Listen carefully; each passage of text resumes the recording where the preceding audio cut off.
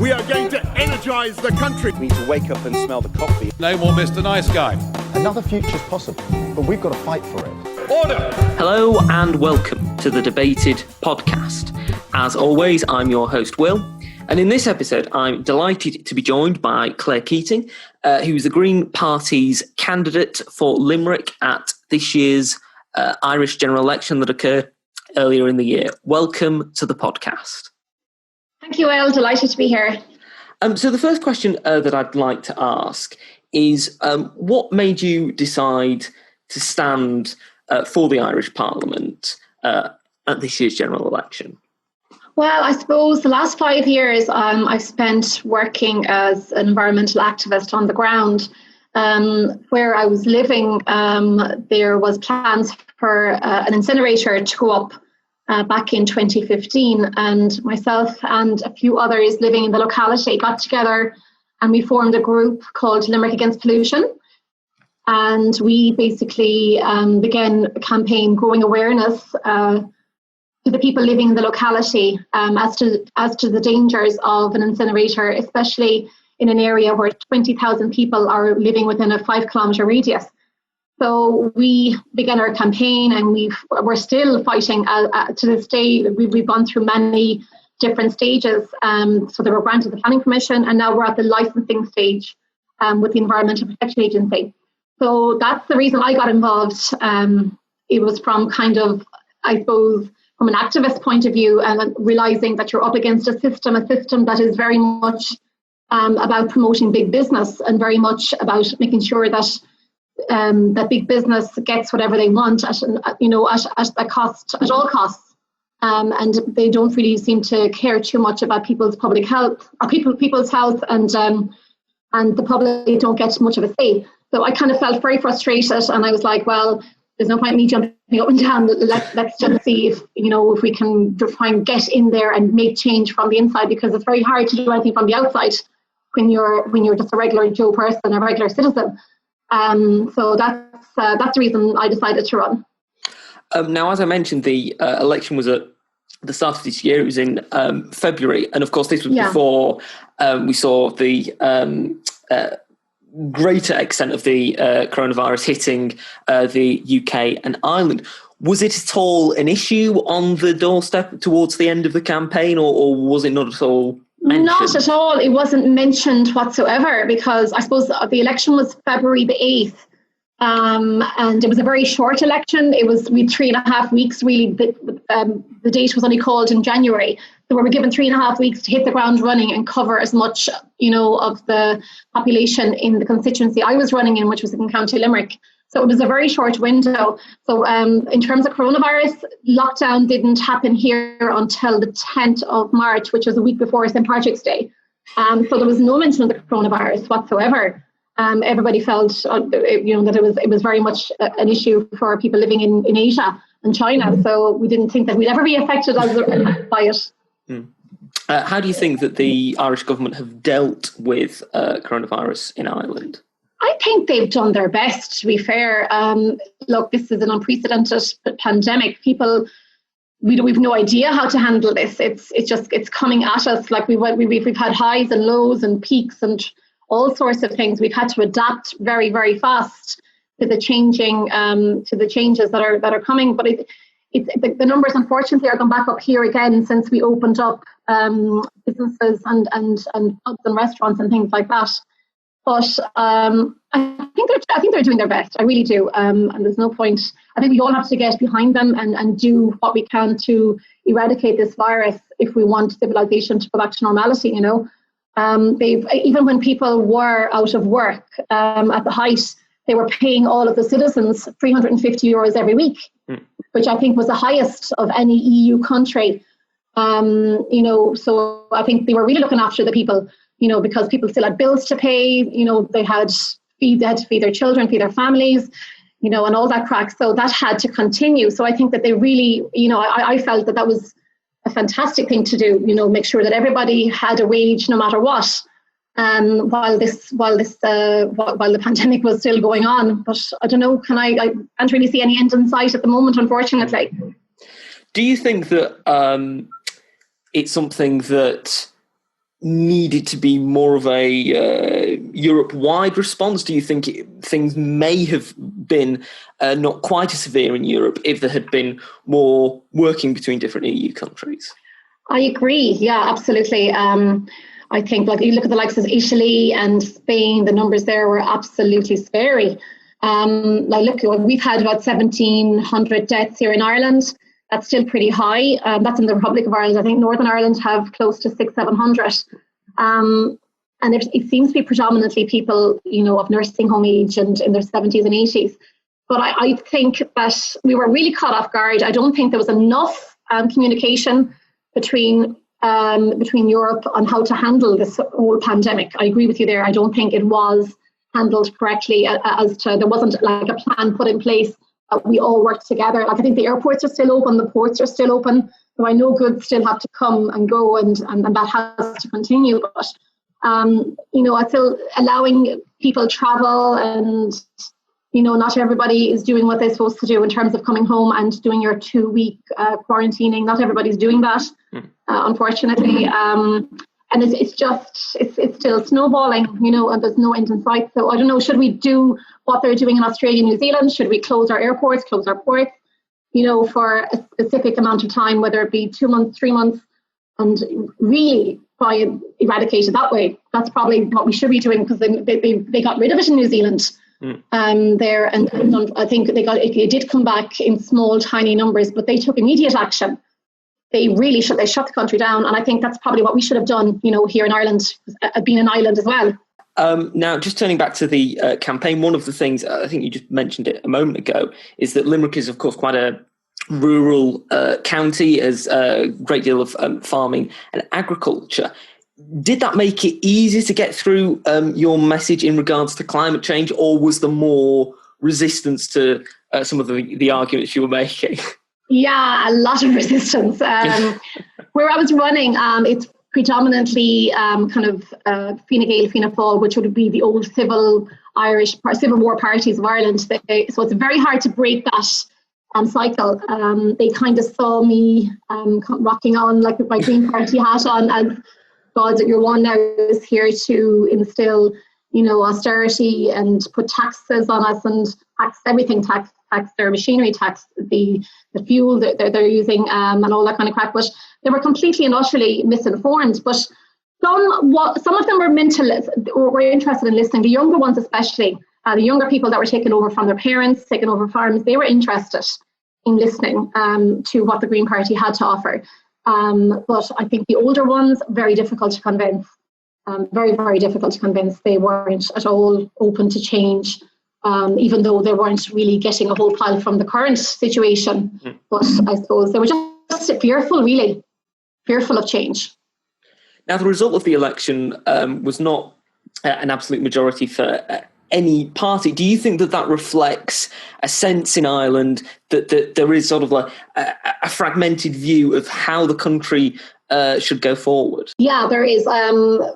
Like Sinn Féin got serious amount of votes in the election. They way more than anybody would have thought. I suppose I felt that the Green Party would have done a bit better. They did get 12 TDs elected in the end, which isn't enough for a majority in any case. But no party got the majority, whether Fine Gael, Fianna Fáil, Sinn Féin. Nobody got the majority, which is why we had to come into a kind of a government sharing coalition situation. So now we have 3 parties in government. So you have Fine Gael, Fianna Fáil and the Greens in order to make up those numbers. But there was a real threat there that Sinn Féin wanted to be in government. They really, really wanted it. But nobody was willing to go and make up the numbers with them. They tried everything. They tried to get Fine Gael to get involved, Fianna Fáil to get involved, and the Greens did talk to them. But some of their policies weren't really sitting very well with us. So I think what we've achieved with the current situation, it's pretty good. It is pretty good. I'll just give you a quick idea. They've agreed that 7% annual reduction in emissions, an end to direct provision, which is a big situation in Ireland right now, a ban on fracked gas imports. And then they have agreed that 10% will be spent of the budget on cycling and walking. They've agreed to build 50,000 new public homes, 500,000 to retrofit homes. So you'll be retrofitting houses that are half built or derelict. They've also there's so many other points, like with regard to solar energy and national land use plan and all that kind of thing. So we got a lot out of what we wanted. So I think the Green Party did well in terms of negotiations. Do you think that Ireland is perhaps, against other countries in Europe, much more progressive in terms of climate change and green issues? Do you think that Ireland is in many ways leading the way where other countries can follow? We are in some ways, but we have a commitment now to 2030 to reduce our emissions by 7%, and everybody seems to be on board with that. But I still think, the situation I'm fighting outside of my Green Party hat is the incineration side of things. So I still think incineration is a backward step when it comes to climate change and things like that. There is a lot of there's lots of people moving towards electric cars, towards retrofitting their homes, solar energy, all that kind of thing. So there is change happening. It's slow, but it is happening. I don't know if we are the leaders in Europe. We're certainly doing our best to show example, and I think people are beginning to realise that we have to do something here. Like this climate change situation is urgent. I think the likes of Greta Thunberg has opened up the eyes of the younger people, the younger generation, because we have these strikes here every Friday in Ireland called Fridays for Future. So you have young people out. They spend the Friday afternoon out striking for climate change, in solidarity with Greta Thunberg and her movement. So I do think there is change happening, and it's gradual. But I think having the Green Party in government is certainly a plus for that. Do you think that part of the reservations that there may have been in Limerick may have been in part due to the mixed signals over the Limerick to Cork motorway? Do you think that was part of the reason that some people saying, well, we need this motorway, but there doesn't seem to be as much enthusiasm for the leadership of the Green Party as there could have been? Correct, yeah. And that was a gripe that I had with Eamon Ryan and others in the Green Party. Living in County Limerick myself, I use that road quite a bit, and that road it's horrific. It's pretty bad, and people that use it every day to go to work, commute, for trucks that are bringing goods from A to B, they've been harping on about this for donkey's years, and it's been an issue for a very long time, and it's been promised by previous governments that this road would be done, and never happened. And Eamon Ryan made a statement about it, saying that the Greens weren't really for it, that there was other options about putting in ring roads and all that kind of thing, which, like, I felt, personally speaking, look, I know that we're trying to get more people or more cars off the roads and people to go electric or people to go on cycling or walking, but I think at the end of the day, like, there is an urgency right now for that road, and that did turn a lot of people that I was trying to convince to vote off, definitely. And I kind of felt that that he shouldn't have said anything with regard to that and make such a statement. And it did definitely affect not only me, but people that were running for the Green Party in Cork as well. I know councillors down in Cork that were running, and they said the same thing, that they said that they were getting it on the doorsteps as well, because some of them were commuting up to Limerick and vice versa. So that was a very controversial time for sure. But I tried to, put a positive spin on it, saying that I was actually personally for it, which I was. I think that road has to happen. It has to take place on a personal. Eamon should come down and drive it himself and actually realise how dangerous it is and how many accidents are taking place. And it's just not it's not a good piece of transport motorway. Full stop. It has to happen. Now, of course, one of the issues that is related to transport and motoring is Brexit and the travelling of goods between the Republic of Ireland and Northern Ireland. What concerns do you have regarding that? So, like, Brexit, again, another issue that's been going on for forever. But that area between Northern Ireland and the Republic of Ireland is the 310-mile border, land border, and nobody living down here, I don't think anybody living up in Northern Ireland wants to go back to a situation where that border is manned, and you have checks and you have customs, and that's the reason I think it will be a real backward step if that happens. Like we fought for long enough for peace in Northern Ireland, and we're living in harmony as we speak right now. And I think if Boris Johnson does decide, to put checks in there or put some kind of a barrier, with regard to Northern Ireland and the Republic of Ireland, when they do pull out of the EU, it's going to be detrimental. I think we could be going backwards, and I don't know what kind of a situation we'll be living in. But the Good Friday Agreement, we know that was backed by so many countries, especially the United States, and they've come out and said that they don't want any sort of a border put back in Northern Ireland, between the two countries, and that they will retaliate as a result with regard to trade. So I think he needs to be very careful here as to how this is handled and how it's dealt with. But because we have peace and harmony right now, and I think you just why would you upset that? Why would you go backward in that kind of a situation? Now, if Britain does leave the European Union without a deal, leaves on no deal terms, what impact do you think that's going to have on businesses in Ireland? Yeah, there is at the moment. Okay, we have common travel, common free trade. It's going to have a huge impact in Ireland. We rely on Britain for lots of kind of an access to the rest of the EU and vice versa. We were very supportive of that Britain gets obviously the best deal for themselves, but Ireland, it has to be taken into account as well.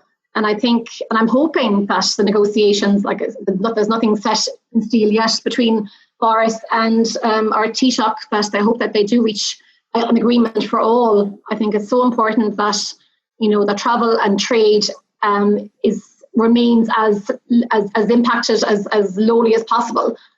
Because I just think, at the end of the day, we've been good neighbours for a long, long time now, and nobody wants to upset that relationship. So I'd like to see something positive come out of that negotiations whenever it does happen, whenever the EU does come out. It's going to happen. The EU has made up its mind, or the UK has made up its mind that they want to leave, which is unfortunate, I think. But we have to respect their decision. But I just think I'd hate to see. I'd hate to see both countries falling out, over trade or over a travel ground and that kind of thing happening. But it's still, I suppose, it's still up for debate, isn't it? Mm. Do you think that there are any parts of Ireland or any people in the Republic of Ireland who are perhaps sympathetic to the UK's situation and feel that perhaps Ireland should leave the European Union? Or do you think that most people in Ireland are broadly supportive of the European Union?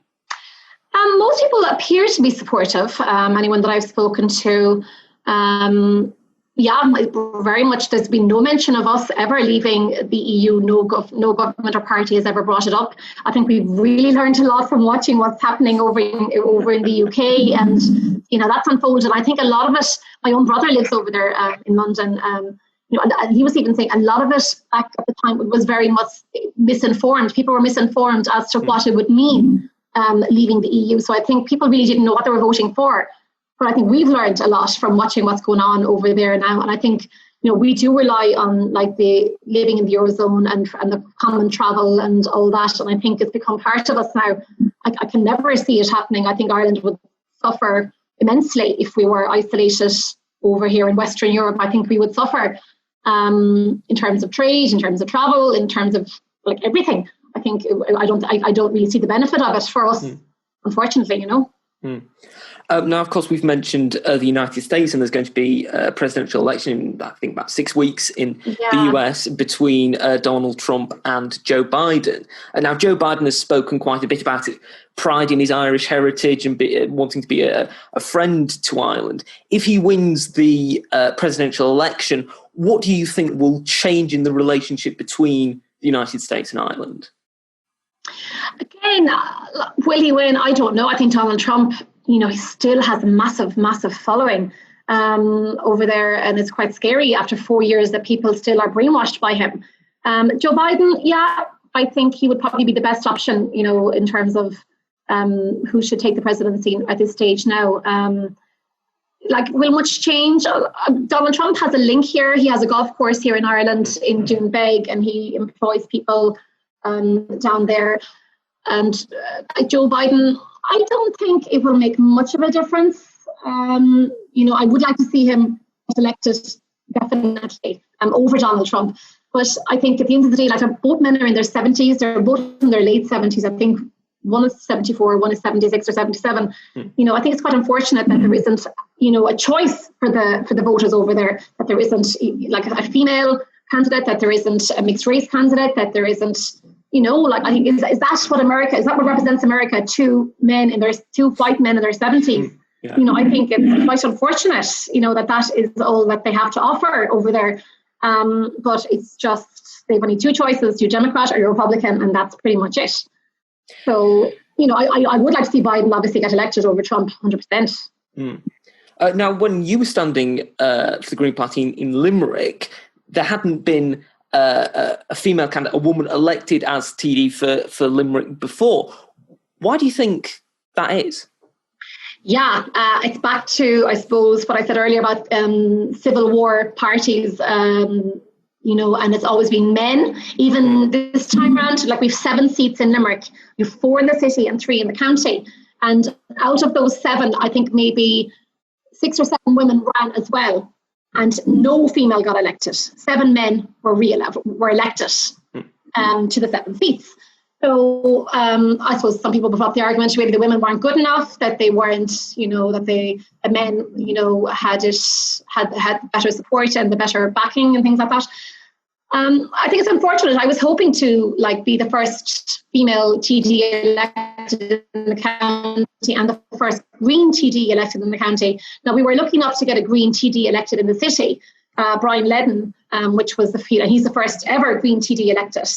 But there's still very much, people's views are still very historic, and they have a tendency to do what their parents done and their grandparents done. Like, you follow that party and that candidate, and that's the way it is down here. And it is kind of changing slightly, but, I don't know, will it in the next, I think the next election is 2024.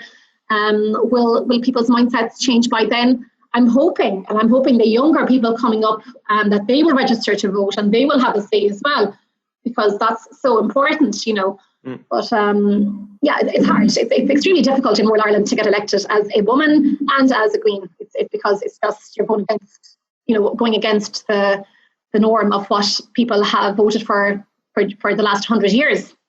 Now I know in Limerick you're beginning a pilot scheme at the moment for helping businesses becoming zero carbon neutral. What more can you tell our listeners about that campaign? Yeah, so at the moment, I've also joined an organisation called Zero Waste Alliance Ireland. Now, this again came about as a result of my ASM role with Limerick Against Pollution, and offering people an alternative to their waste in terms of reduce, reuse, recycle. People at the moment, everything is going either into an incinerator or is going into landfill. And now we need to start training people to look after or to be responsible for their waste. And so as a result of this, me joining this organisation, Zero Waste Alliance Ireland, we're doing some workshops at the moment. And the whole idea is to use Limerick as a pilot scheme, the city and the county, starting with businesses and then moving on to schools, households, and telling people how they can reduce their waste and how they can save money, and making them more aware of where does my waste go? Where does my plastic bottle end up? Where does my container end up? Like getting people to think. I think and lots of people now are, from my friends that I've spoken to about it, they are definitely waking up to the whole waste situation. And that's something that we need to be responsible for. Every country needs to be responsible for its own waste. We shouldn't be shipping our waste abroad to the likes of China or Denmark or wherever to get it incinerated. We should be producing very little waste if everybody does what they're supposed to do.